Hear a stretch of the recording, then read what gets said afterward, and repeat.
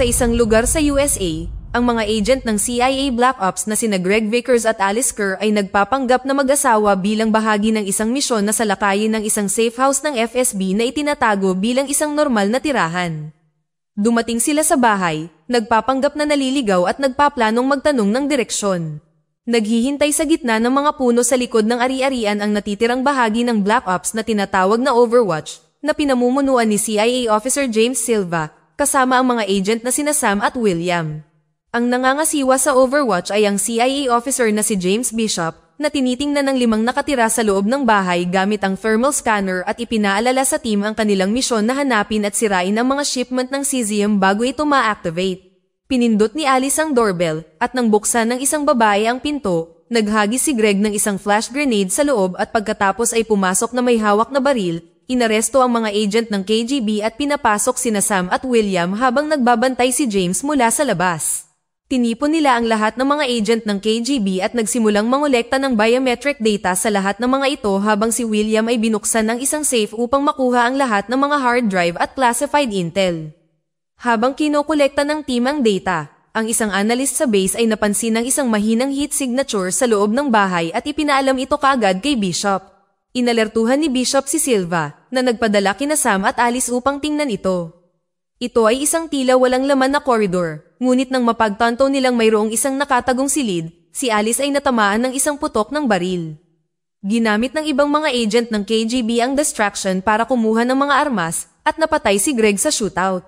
Isang Ruso ang nagtakda upang sunugin ang bahay at sinubukan tumakas mula sa mga agent ng CIA at nauwi sa pagkahulog sa bintana at nasugatan. Lumapit si Silva sa kanya at binigay ni Bishop ang hudyat para patayin ito. Sinabi ng lalaki kay Silva na nagkakamali siya, ngunit pinatay siya ni Silva. Nang makuha ang lahat ng kanilang intel, lumabas ang koponan sa bahay bago ito sumabog, at pinatay ni Bishop ang lahat ng CCTV para sa kanilang pagtakas. Maya-maya sa balita, maririnig natin kung paano pinaikot ng gobyerno ang kwento bilang isang pag-atake ng FSB sa kanilang sarili upang hindi masangkot ang gobyerno ng US.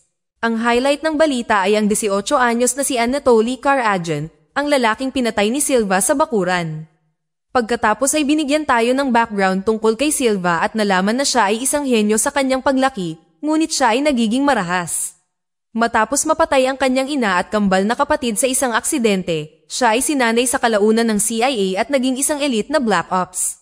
Pagkalipas ng 16 na buwan, sa isang dystopian na bansa na tinatawag na Indokar, sinunog ni Linor ang mga huling retaso ng kanyang pagkakakilanlan. Sa ibang bahagi ng bansa, nakipagpulong si Silva kina William at Sam sa isang restaurant at nagalit nang malaman na ang naunang misyon upang kunin ang cesium ay napatunayang isang kabiguan. Ang kontak ni Alice ang nagbigay sa kanila ng tip at si Silva ay nauubusan na ng pasensya dahil wala silang pag-unlad. Natanggap ni Sam ang kanyang birthday cake, ngunit inihagis ito ni Silva sa sahig at sinabihan siyang walang kaarawan. Si Silva pagkatapos ay pumasok sa banyo na pambabae upang tanungin si Alice tungkol sa pinagmulan ng kanyang source. Sinabi niya na ang kanyang source ay isang lokal na pulisya, ngunit walang tiwala si Silva sa lokal na pulisya at hiniling kay Alice na lutasin ang issue. Sinabi sa kanya ni Alice na ginagawa na niya ito, at pumasok si Sam, na nagpaalala kay Silva na ang karatula sa labas ay nagsasabing para sa babae. Kinabukasan sa US Embassy, kinukutya pa rin ni Silva si Alice tungkol sa kanyang source nang makatanggap siya ng tawag mula sa kanyang dating asawa, kaya inutusan siya ni Silva na ayusin iyon at bumalik sa trabaho. Umalis si Silva para makipag-usap sa isang complainant. Tinawag ni Alice ang kanyang dating asawa, at agad silang nagsimulang magtalo tungkol kay Alice na hindi dumadating sa mga appointment ng kanilang anak na babae. Ang masama pa, paulit-ulit na pinapaalala ng kanyang ex-husband na ginagawa ng kanyang stepmother ang kanyang trabaho, na dapat ay siya ang gumaganap. Tinapos ni Silva ang kanyang paglalakad at lumapit upang sunduin siya, natutuwa na nalutas niya iyon. Samantala, sakay ng FSB spy plane, isang mataas na opisyal ng gobyerno ang nakipagpulong kay Army Lieutenant Alexander Aslanov, na naghahanda na isagawa ang kanilang plano habang tinitingnan niya ang file ni Linor. Sinabi ni Silva kay Station Chief Johnny Porter ang tungkol sa maling intel, ngunit tinanggap ang pagkakamali dahil ang kanilang mga source ay maaasahan noon. Hindi nasisiyahan si Johnny sa pagganap ng koponan at hinimok silang ayusin ang kanilang trabaho. Si Silva at Alice ay pumunta para sa tanghalian, kung saan sinabi niya sa kanya ang tungkol sa kanyang mga isyu sa pamilya dahil siya ay palaging nagtatrabaho, ngunit hindi naawa sa kanya si Silva dahil ito ang trabaho na pinasok niya. Nakita natin si Leonor na lumusot sa barikada ng embahada sakay ng kotse at itinaas ang isang hard drive bago sumuko sa mga pulis. Makikita rin natin siyang maingat na nagbibilang sa kanyang mga daliri. Sa Russia, ang FSB spy plane ay naghahanda para sa paglipad at sinabi ni Alexander sa opisyal na sa lalong madaling panahon ay malalaman ng USA na hindi sila mahina. Si Leonor ay dinala sa kustodiya at nakilala siya ni Alice bilang kanyang source. Ang disk na ibinigay niya ay naglalaman ng lokasyon ng lahat ng 6 na set ng cesium at ibibigay lang niya ang code kapag nakakuha siya ng asylum at nakalipad palabas ng bansa. Pumunta si Alice upang makipag-usap kay Leonor. Samantala, natuklasan ng isang analyst ang hard drive bilang isang Ouroboros na kusang sasabog sa loob ng 8 oras. Tumanggi si Leonor na buksan ang disk hanggang sa makalabas siya ng bansa. Nagbanta si Alice na guguluhin siya na nagpapaalala sa kanya na wala siya sa posisyon para magdemand dahil mali ang huli niyang intel, ngunit sinabi sa kanya ni Leonor na tama ang kanyang intel at dapat niya itong tingnang mabuti. May nakatago pala na cesium sa ilang paintings na hindi nila nasuri. Nakipagpulong si Silva kay Johnny para hilingin sa kanya na muling i-activate ang Overwatch para ihatid si Leonor at bawiin ang cesium, at sinabi sa kanya ni Johnny na isasaalang-alang niya ito. Nang maglaon, dumating ang Indocar Chief of Security na si Axel at ang Foreign Minister sa embahada na humihiling ng pandinig. Inalertuhan ni Ambassador Brady ang team at pinagalitan ni Silva ang tech team dahil hindi pa nito nakakrak ang drive at pinaalalahanan sila sa nakakakilabot na idudulot ng cesium-based na armas. Sakay ng spy plane, ang opisyal ay na-update na si Leonor ay nakarating na sa loob ng embahada at buhay pa. Si Leonor ay sumailalim sa isang polygraph test kung saan siya ay tinanong sa nilalaman ng drive at ang kanyang intensyon na ibigay ang code ngunit pumasa sa pagsusulit ng walang hirap. Pagkatapos ay pinusasan siya sa isang kama sa medical ward para sa pagsusuri ng isang doktor. Habang sinusuri si Leonor, napagtanto niyang maaaring hindi sila tunay na mga doktor. Sinubukan ng mga lalaki na patayin siya, tinawag siyang traidor, ngunit si Leonor ay nagpamalas ng kakaibang galing at brutal na pinabagsak ang 2 lalaki. Nakatanggap siya ng malalakas na suntok at halos matalo siya ng mga lalaki, ngunit nalock niya ang lalaki at tinapos ang 2. Hindi nagtagal ay dumating ang security sa silid at nakita si Leonor na nakaluhod at puno ng dugo. Nakipagpulong si Ambassador Brady kay Axel at sa Foreign Minister na humihiling na ibigay sa kanila si Leonor dahil hinahanap siya dahil sa espionage. Sumama si Silva sa pagpupulong upang marinig ang claim ni Axel na si Leonor ay isang tiwaling pulis na mababa ang antas, ngunit alam ni Silva na hindi sila pupunta rito kung ganoon lang ang kaso. Pagkatapos ay nakatanggap si Brady ng tawag tungkol sa insidente at itinanggi ni Axel na may mga tao siya sa loob ng embahada, ngunit sinabi sa kanila ni Brady na kung tauhan niya ang mga iyon, patay na sila ngayon. Sinuri ni Silva ang security tape ng pagtatangkang pagpatay kay Leonor, na naghihinuhan na siya ay isang napakahalagang asset. Pagkatapos ay nakita natin ang mga agent ng Overwatch at support team na dumating sa kanilang lihim na base ng mga operasyon at sinet up ang kanilang mga system para sa paparating na misyon. Samantala, ang eroplano ng FSB ay nasa ere, at naghihintay si Alexander ng pagkakataon na ihak ang network ng Overwatch sa sandaling magsimula silang gumalaw, nalilikha ng isang butas. Ipinaliwanag ni Bishop sa team ang kanilang paparating na misyon na ilipat si Leonor 22 milya mula sa airfield. Naniniwala sila na kapag ligtas na si Leonor, makukuha nila ang cesium. Ang lahat ng koponan ay pumirma ng waiver, tinatanggihan ang kanilang koneksyon sa gobyerno ng US, at ngayon ay mga ghost. Pinuntahan ni Silva si Leonor sa huling pagkakataon na nagbibilang pa rin sa kanyang mga daliri. Sinuri ni Silva ang tibok ng kanyang puso, nagtatanong kung nagsasabi siya ng totoo, at ang sagot at tugon ni Leonor ay ikinatuwa niya. Isinakay ng koponan si Leonor sa kanilang transportasyon at ini-activate ang kanilang standalone na network ng komunikasyon, at ito ang pambungad na hinihintay ni Alexander. Ang kotse ni Silva, kasama ang isa pang kotse bilang backup, ay nagsimulang gumalaw. Habang nagmamaneho sila, nag-isip si Silva kung bakit ipinagkanulo ni Leonor ang kanyang gobyerno at nalaman niyang pinatay ang kanyang buong pamilya, at ito ang kanyang paraan ng paghihiganti at makalabas ng ligtas. Ang koponan ng Overwatch sa base ay gumagabay sa koponan sa mga abalang kalye, iniiwas sila mula sa trapiko at hinahak ang lahat ng ilaw ng trapiko upang magpakita ng green light. Sa lahat ng oras na ito, nakikinig si Alexander sa mga usapan nila. Ang isang grupo ng mga bikers ay nagsimulang sumunod sa convoy. biglang nagdilim ang lahat ng comms at feed sa base, at sa oras na iyon, lumapit ang mga bikers at nagtanim ng bomba ang isa sa likod ng kotse. Ang mga Overwatch comm at feed ay bumalik sa online, at akala ng koponan ay ligtas na sila ngayon dahil ang mga bikers ay umalis.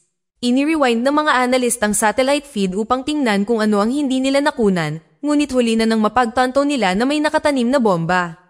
Ang bomba ay sumabog, na pumatay ng 3 agent sa truck at malubhang nasugatan si Sam sa kasunod na kotse. Huminto ang mga biker sa malayo at pinaputukan ng kotse ni Silva, at nagawa pa nilang i-disable ito gamit ang isang bomba. Ngayon ay natigil sa gitna ng kalye, ang koponan ay tumugon at nagsimulang gumanti ng putok sa mga umaatake. Si Alice ay nagmamadaling lumapit kay Sam, na nawalan ng maraming dugo, sinusubukan siyang patatagin. Ipinakilala ni Bishop sa kanyang koponan ng isang magandang getaway na kotse sa malapit, kaya sinabi ni Silva kay William na itulak ang mga bikers habang siya ay nagbibigay ng cover fire. Habang ginagawa niya ito, unti-unting hinarap ni Silva ang mga kaaway at pinatay sila. Sinubukan ni Alice na tulungan si Sam na makatayo, ngunit isang granada ang sumabog sa malapit. Natukoy ni Silva ang banta at pinatay niya ito. 2 lalaki ang nagtangkang patayin si Lenore, ngunit nagawa niyang patayin ang mga umaatake sa tulong ni Silva. Inihanda ni William ang kotse, at si Silva, na napagtantong hindi kailangan nilang iwan si Sam, ay sinabi sa kanya na sapat na ang ginawa niya at iniwan ang kanyang 2 granada. Ang 3 ay tumakas kasama si Lenore, habang si Sam ay napalibutan, ngunit pinasabog niya ang kanyang mga granada. Nauubusan na ng pasensya si Silva kay Lenore at hinihingi niya ang code, ngunit iginiit niyang ibibigay niya ito sa sandaling makarating sila sa eroplano.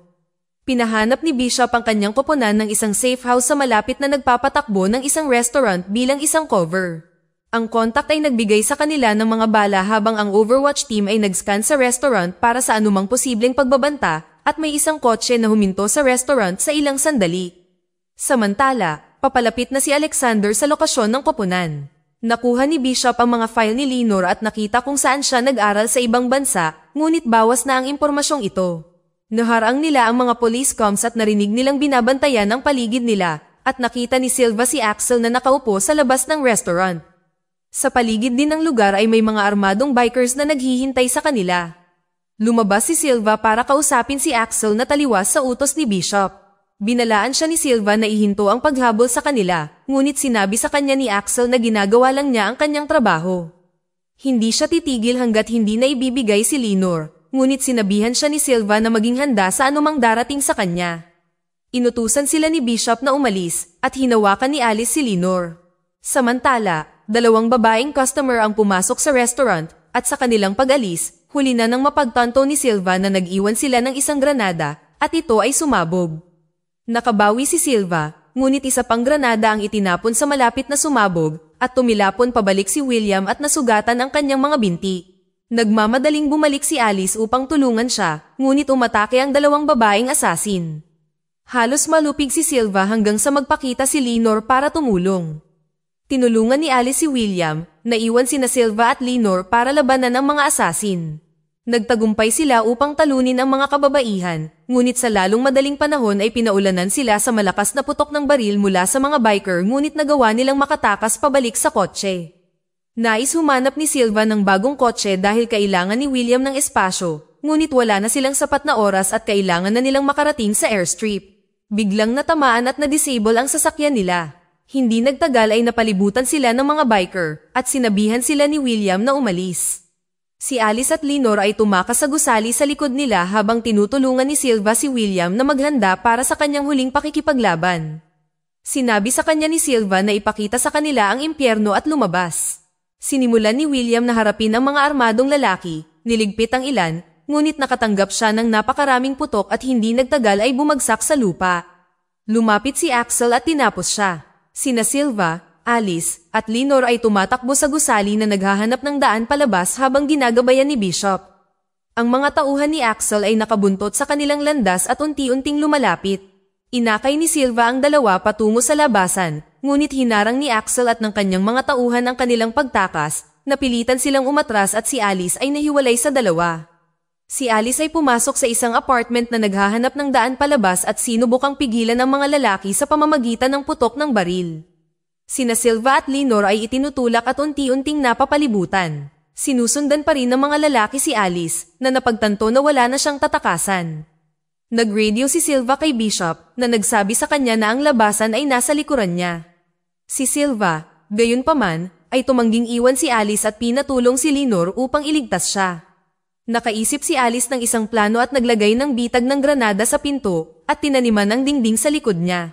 Nagtago siya sa likod ng isang kama at nang subukan ng isang lalaki na itulak ang pinto, ang granada ay sumabog, na pumatay sa lalaki at nabutas ang pader sa kalapit na apartment. Hinahanap niya si Silva habang pinapatay ang mga lalaki sa daan. Hinahanap din ni Silva at Lenore si Alice. Si Lenore ay nakatagpo ng ilang mga armadong lalaki, ngunit ang kanyang mga kasanayan ay walang katulad at siya ay nakipaglaban sa mga lalaki ng mag-isa. Bagamat mag-isa lang siya, nagagawa niyang lumaban at hinarap niya ang mga lalaki. Si Silva ay nagpapatuloy, nililigpit ang mga lalaki na nakakasalubong niya. Hindi nagtagal ay naabutan niya si Axel at nagsimulang bumaril at tinutuya ang bawat isa. Samantala, natagpuan ni Alice ang isang matipunong lalaki. Siya sa una ay umiyak, sinasabi sa kanya na siya ay isang ina lamang, ngunit nang siya ay lumapit, siya ay sinaksak ni Alice ng maraming beses, ngunit ang lalaki ay nakatayo pa rin at inatake siya, walang awa siyang itinapon sa paligid. Naghagis si Silva ng granada kay Axel at tinulak siya, ngunit nawala na siya, at muling nagkita sina Silva at Lenore. Habang patuloy silang sumusulong patungo kay Alice, hindi maganda ang takbo ni Alice, dahil sinasakal siya ng lalaki, ngunit siya ay binaril at namatay nang dumating sina Silva at Lenore. Lumabas sila ng gusali at ginabayan sila ni Bishop sa isang truck upang makatakas. Napunta sila sa kalsada, ngunit sa oras na ito, natukoy na ni Alexander ang lokasyon ng Overwatch at nagbibigay ng senyales sa kanyang ground team na lumipat. Sina Silva, Alice, at Lenore ay nagmaneho patungo sa airstrip, tulad ng pagbibilang ng hard drive sa mga huling minuto nito. Nang malapit na silang makarating, hinarang sila ni Axel at hinarangan ng daan pasulong. May plano si Bishop para sa kanya at hindi nagtagal ay tinamaan siya ng drone ng isang missile na ikinamatay niya. Ang koponan ay nagawang makarating sa runway at hiningi ni Silva ang code mula kay Lenore. Ibinigay niya sa kanila ang code at na-access ng team ang drive at nakuha ang lokasyon ng CZM. Si Lenore ay umalis at sumakay sa eroplano kasama si Alice na magpapalipas ng oras kasama ang kanyang anak.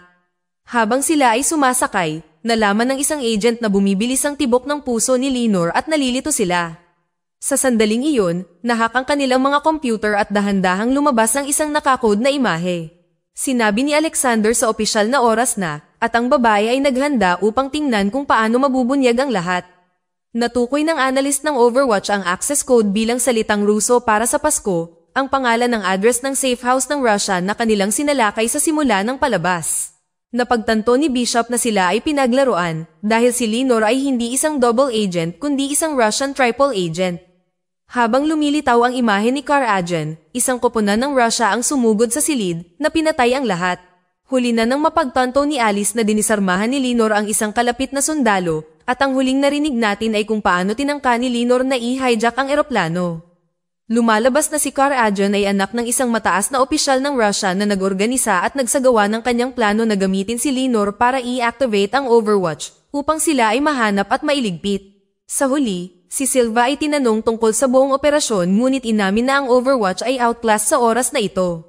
Sa huli, nakita natin si Silva na nakatitig sa larawan ni Lenore na nangangakong maghihiganti. Dito na nagtatapos ang kwento. Sana ay nagustuhan nyo. Mag-subscribe na kung hindi ka pa nakasubscribe. Pindutin na rin ang notification bell at like button upang matulungan ang channel and leave a comment down below. And as always, thank you for watching.